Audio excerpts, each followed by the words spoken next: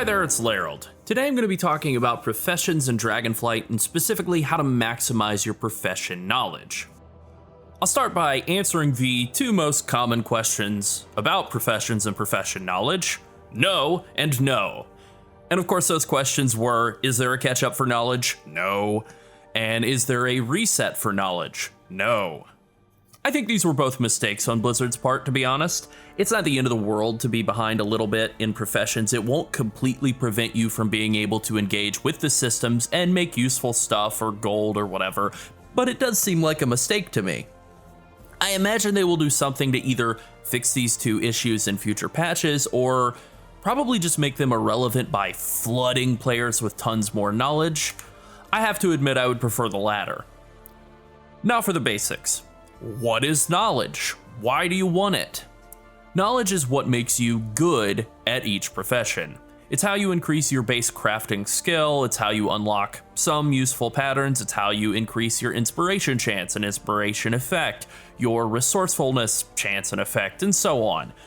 Knowledge is profession specific, so if you earn a point of enchanting knowledge, that's in a separate pool from alchemy knowledge or engineering knowledge or mining knowledge. Just to give a couple of examples here, if you're an enchanter and you want to make gold selling weapon enchants on the auction house, you're going to want to spend knowledge unlocking the valuable weapon enchants that you want to make. Spend knowledge increasing your base enchanting skill so you guarantee that you make rank 2 weapon enchants every time. Spend points on inspiration so you have a good chance of inspiring and making rank 3 enchants instead, and resourcefulness so that you reduce the average cost of making all those enchants. Just as an important note here, at this point in the expansion, and honestly even after about the first week, the only way to make much of a profit making consumables and trying to sell things on the auction house is to make them at rank 3, and that requires inspiration procs. So just to give another example, if you wanted to make gold with alchemy by selling files or selling potions on the auction house, the approach is pretty similar. You start out by spending knowledge points, increasing your skill with the type of files or potions you want to sell, so that you're able to guarantee rank 2s at a minimum. Then you focus on inspiration so your chance of getting rank 3s is higher. Spend points on multi-crafting so you get more for free, and resourcefulness so you get to spend less gold on crafting after that. While I'm not as intimately familiar with some of the other professions like tailoring, the same basic philosophy applies to pretty much all of them. If you want to make good bracers with tailoring, you spend points learning to craft bracers so you can unlock the craft, then on improving your skill generally so you can craft them at rank 4 guaranteed, and on inspiration so you have a good chance of crafting them and inspiring up to rank 5. That's true for pretty much every profession. Specialization is a lot more valuable than generalizing. Now for the second part of the basics, how do you get knowledge? There are 3 primary ways to acquire knowledge. The first one, the one that you encounter the most initially, is first time crafts. Each time you craft a recipe for the first time, you get 1 point of knowledge. You also gain 5 artisan's metal anytime you get a point of knowledge. The second way is one-time bonuses. There are a few of these that exist. Each time you reach a new rep level with the Artisans Consortium, you can buy a book from Rabul, the Artisans Consortium Quartermaster. The books cost a lot of Artisan's metal, but they also grant a huge burst of knowledge, which refunds about half of the metal that you've spent. So, not a bad trade. The second way is a huge bunch of one-time knowledge gains. These are all one-time treasures that grant a big chunk of profession knowledge, anywhere from 15 to 30 knowledge, depending on which profession. Wowhead has compiled those into a neat list with in-game coordinates, and I'll link to that article in the, let's say, the pinned comment. Now this only applies to crafting professions. Instead, gathering professions get one-time knowledge from first-time gatherers, and they get double knowledge from the next thing I'm going to mention, which is hidden profession masters. There's one of those for each profession, and once you reach 25 skill with that profession, you can speak to them for 5 knowledge if it's a crafting profession, or 10 if it's a gathering profession. Again, Wowhead has a list of the masters along with their in-game coordinates, so I'm going to link to that article as well. Both of these are very useful. Wowhead has been a great resource for figuring out how professions work in this expansion. The last way is by hitting renown levels 14 and 24. Depending on which professions you have, you get 5 profession knowledge for hitting renown level 14 with 2 of the main reputations on the Dragon Isles, and 10 profession knowledge for hitting renown level 23 or 24, again, depending on which professions you're using, with the other two.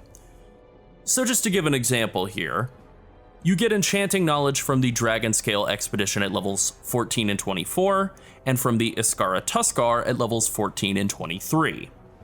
You can check your renown rewards through the in-game menu to be sure, but basically as long as you farm renown, you'll get 30 extra profession knowledge for each profession, and that's great. Finally, there are repeatable sources of profession knowledge, and that's really why I wanted to make this video in the first place. Most of the repeatable sources are on a weekly reset. We're talking about weekly chores.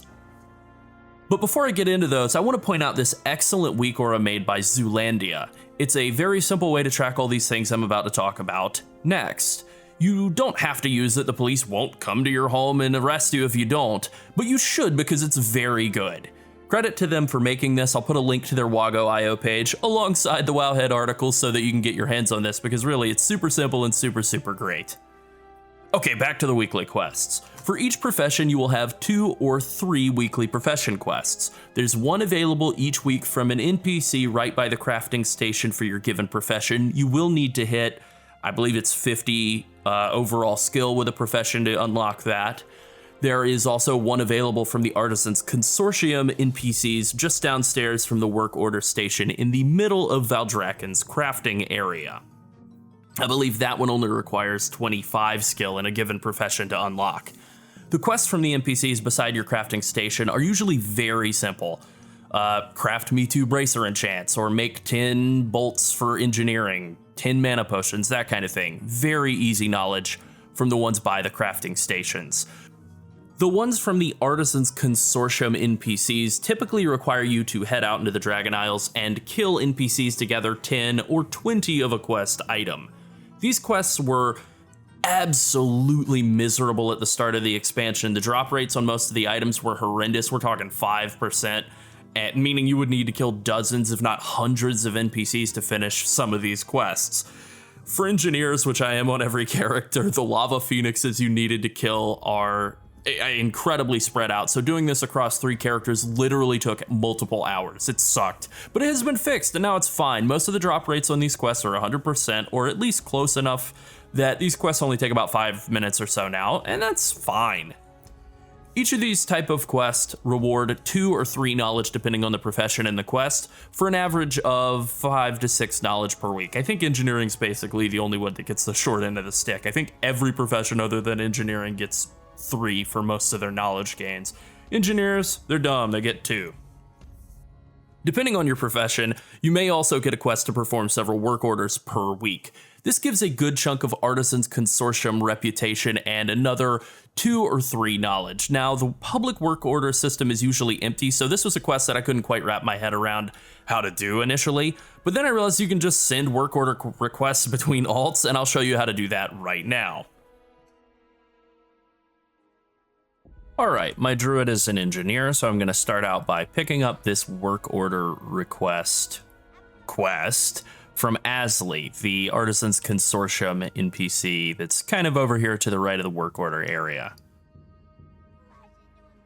Now I have a quest to fulfill 2 engineering orders, so obviously I'm going to send this to myself from another character, so the first thing I need to do is log off. And log on to really any other character, it doesn't matter, and send myself 2 work orders for engineering crafted items. Now you can do this with any item that a profession can craft, but you know, generally speaking, I like to do this with whatever's cheapest. I also like to do this from an enchanter if I can, because generally speaking, if I'm making something that's fairly cheap, fairly low value, I'm probably not going to be able to sell it on the auction house. I think my ultimate goal on this kind of thing is generally to make something that's more or less worthless, you know, costs a couple hundred gold, and then immediately disenchant it and get a little bit of that value back. So I'm on my warrior, I'm gonna fly right over to the work order station here, the crafting order station here, and open it up. Now, because it's an engineer, I would just want him to make a couple of guns. If you haven't already favorited anything, you know, if this is just a blank thing here, you can kind of search through, look for the item that you're wanting to make, weapon, ranged. search, and that'll throw up all the things that it could be, the options that fit under that category. Gun is ultimately what I'm looking for, so I would open that. And then presumably you're going to want to do this for yourself multiple times, so it's a good idea to go ahead and favorite that item so that now when you open the panel up for the first time, it's already starred there. You can send mats over if you want. I don't actually have any mats on my warrior, so I'll just let my druid provide all the mats, and then just type in the name, give them some amount of gold, and place that order. You want to do this twice, of course, since I am... the quest requires you to do 2 items. And that's pretty much that for this character. So now I log back onto the druid. And I go to the workbench, the crafting bench for engineering, and I make those 2 items. And that'll pretty much do it. Now I just have to actually do that. And I might have to make a couple of reagents here because I might not have reagents on my druid either. Well, I guess we're about to see.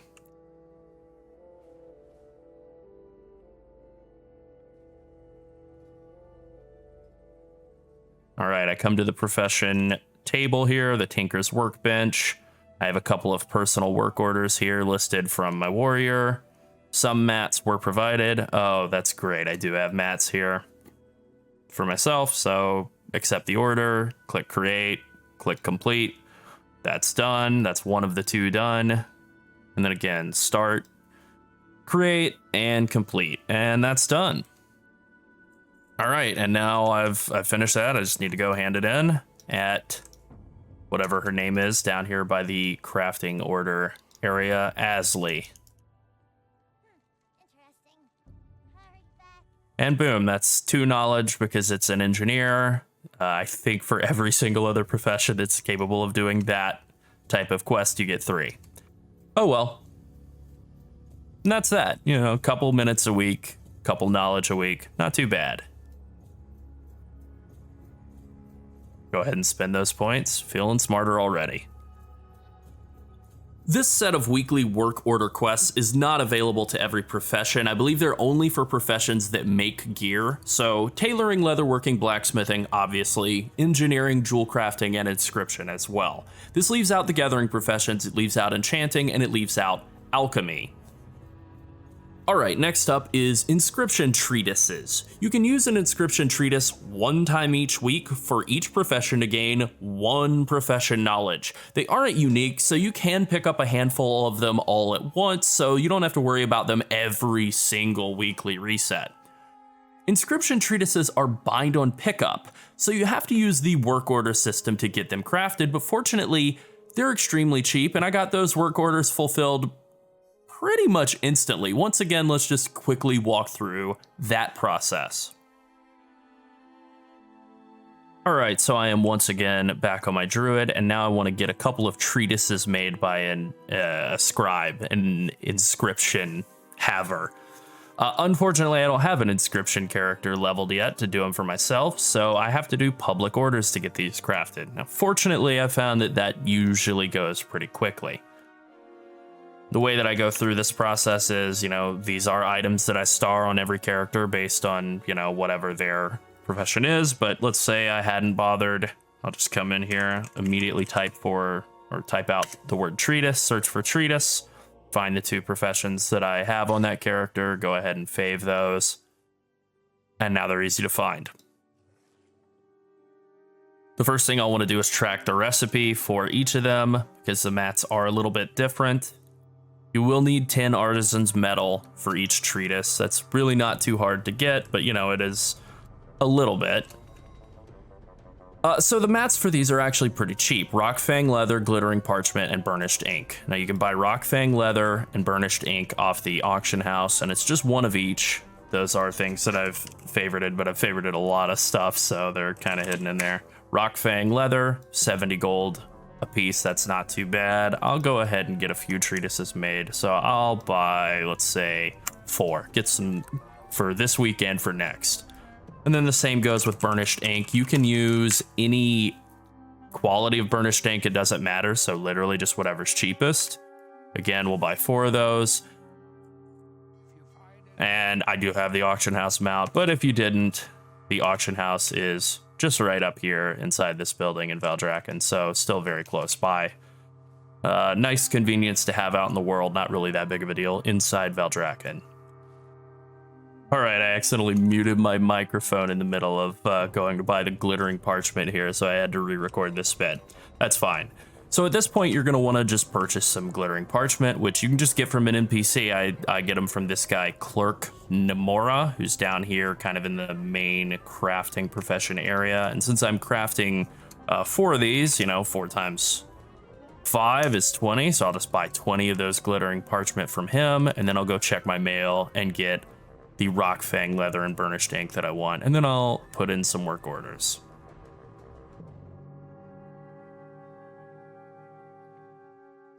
As you can see, a couple of the work orders I put in while my mic was muted were just fulfilled. That's great. Oh, yep, see, there goes another one. Now, if you have a character that's does inscription, you can just send orders to yourself, very easy, cut out the effort of waiting on some random person to pick up these public orders, but I don't, so I always like to throw in the meme number. This seems to get them fulfilled pretty quickly. I mean, it literally took me 1 minute to realize I had muted my mic, and all the orders have already been fulfilled. So we'll just put in these 2 here. Again, meme number, very important for getting this stuff taken care of quickly.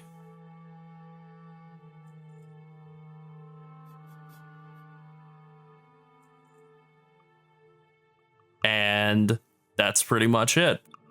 There are also random item drops from enemies and random item drops from expedition scouts packs or piles of disturbed dirt.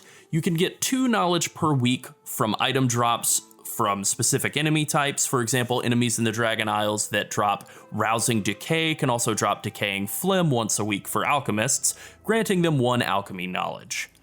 This is part of why the Weakaura is so incredibly helpful. It says the name of the item that you want to loot, and if you're not sure, it also says the type of enemy that you want to kill to get that item, but if you're not exactly sure, you can look on Wowhead for the name of that item, and then see a list of enemies that drop it, and then just go farm those guys. You can also pull 2 knowledge items per week per profession from piles of disturbed dirt, which you can dig up by having a sturdy expedition shovel in your bag. You can buy small expedition shovels from the Dragonflight expedition, but they only have 5 charges each. Blacksmiths can make sturdy expedition shovels which have 20 charges, and they typically only sell for 100 gold or so. We salute our brave blacksmiths for protecting our bag space. And finally, there are 2 other repeatable ways to get profession knowledge. The first way is Dragon Shards of Knowledge, which are an epic item that you can randomly get from doing pretty much anything in the game. Killing raid bosses, doing dungeons, digging in the dirt.